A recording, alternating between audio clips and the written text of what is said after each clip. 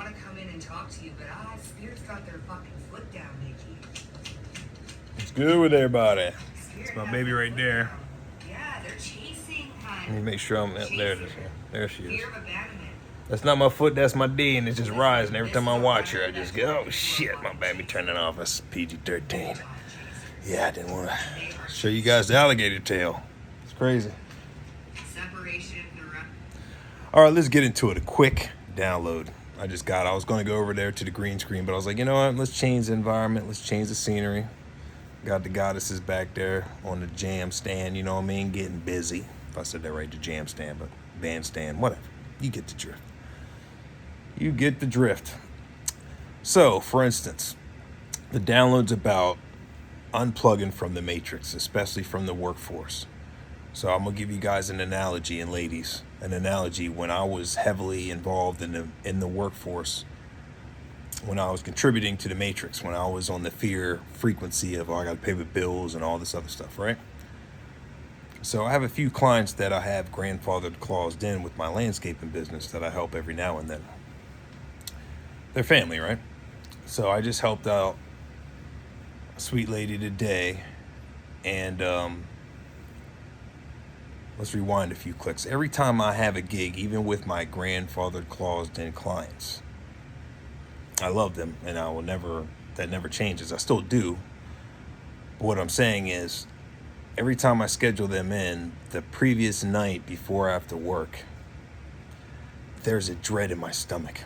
And I know a lot of y'all feel it too. Maybe it's like you've been doing it so much on the hamster wheel, maybe you've buried that emotion so deep you don't even realize it, but it's poisonous. And I'll say why. Like the previous night before I have to work, I have to look at my phone, I have to set my alarm. I say, oh man, I gotta get up in a few hours, and I always do the hand count on my hands. It's like, all right, well, I got 5 hours. Me go to bed at like 12 a.m. Because I'm a night owl. I don't like having any type of rules. I want to thrive, not survive, which I've been doing for eons, right? So ever since I've been doing my podcast and doing my own thing, you know, God's telling me what my path is, right? That freedom is amazing. It's amazing. It's like, it's indescribable. The freedom I have without being on someone else's frequency. I don't have to worry about getting up at a certain time, feeling dreadful, and then the next day I'm like, okay. I mean, it's fun when I go outside and work. It's always therapeutic. I need that. Okay, I need that. Jasco, my terrifying camping trip, the most scared I've ever been while camping. I need to watch my man Jasco. What's up, Jasco, man? He always goes out on haunting trips. Just some Scooby-Doo shit. I still love my Scooby-Doo. I still love my white boys out there running around with their cameras, brave as shit, and filming and in haunted places. You know, I'm very careful now on not watching too much of it, because energy's energy. If you know, you know. You don't want to invite evil spirits in your house. But when I don't want to say this like you're immune to it, but I was about to say, once you're chosen and your mind frame is strong and you have the right heart of God and that right frequency, then those videos or any negative frequencies out here won't affect you if you already know where your mind's set. You have your defensive spiritual shield up. You're not going to let anything penetrate through your aura, since you know how energies work. Then you're good, because you know your path in life and you know you're with God already.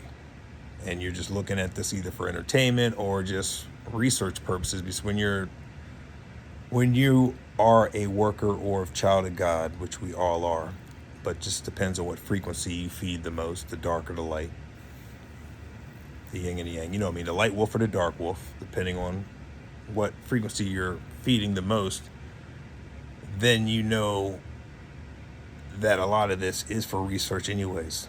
Like subconsciously, I'm probably watching a lot of this just to understand how it works, because my journey is still going. And I have been dealing with a lot of spiritual warfare on both ends. My end, family end, friends end, situationships ends, whatever, strangers ends. I have dealt with spiritual warfare, and I know how. Well, with God, you're confident with everything. I was about to say, I know how to exorcise demons, but my logical brain's like, do you? So that's why I hesitate. It's like, I don't want to say like I do, but I can, you know? So I know with God, I can. And I have, not knowing I was doing that. So I'm learning my abilities daily. And forgive me on that side rant I was going on. I just saw a notification from my boy Jasco. So I wanted to say that. So you can watch movies, you can watch a lot, and you can listen to music that may be low frequency, but you're listening to it out of nostalgia or entertainment purposes or research or all three combined, and you know you're still in the righteous path, then you're good. So I wanted to say that. So for the critics out there or anybody that naysayers, oh, you're chosen, you should be watching negative spirits and this and that. You shouldn't be listening to tarot card readers. They're devils. They're charlatans. Man, I've heard all the stuff.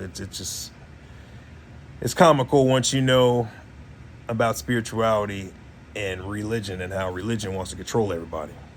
And spirituality is about the natural frequencies of us and of the planet. And that's what it's always been about, is about spirituality. There was no religion. Religion came from the colonizers wanting to slow down. Religion came from the colonizers wanting to control and dominate us and have us forget how the natural frequencies work and pull us away from everything inside so we can look outside of ourselves so they can control us even more. So they can be our instructors, our leaders, all that stuff. So they okey doke this, you know this. That's called indoctrination in the schools, removing history, removing certain facts, giving us their control narrative, finding old structures underground, buried layers deep, and then the scientists have nothing to say about the structures that were found that has better technology than current technology. There's a lot of raised eyebrows when it comes to recent discoveries, and scientists are scratching their heads. Oh, I wonder, because they know it's lies. Maybe not all scientists know, but the powers that be know what the narrative they want to have people believe. And once that narrative is penetrated and people see the holes through their theories and ask the right questions, that's when they get threatened, want to silence you, put you in prison and label you a political prisoner and all types of crazy stuff. So you can be a warning for people that are awake and vigilant and know what it is, to scare them from going too far and creating attention, to throw them in jail, to kill them, silence them. So people that become awake see the examples that were set. Like Rashad Jamal, he's in jail. He should not be in jail. That's some bullshit, and he needs to be the fuck out. He's coming out. God's already orchestrated that. It's already been destined. And unfortunately, and fortunately, Rashad Jamal being in jail is a part of God's plan. Everything's a part of God's plan. Okay? Why is that a part of God's plan? He's innocent. Of course he's innocent. Jesus was innocent. Yeshua was innocent, right? You know what I mean? If you know, you know. But that was a part of God's plan, to awaken the non-believers. Everything happens for a reason. Now Rashad Jamal is even more impactful, more stronger, from him going through the Joseph trials. It's like his brothers sold him to slavery. He went through 13 years of being a slave and, you know, being the best slave and being blessed by God. And then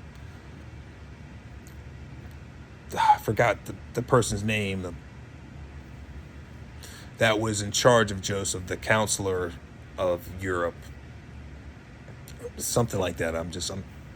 That was in charge of Joseph, saw the anointing and the blessing and the touching of God within Joseph, and treated Joseph with royalty and invited Joseph in the house and gave him authority over everything. And Joseph could decode dreams and help people in prison see what their dreams meant.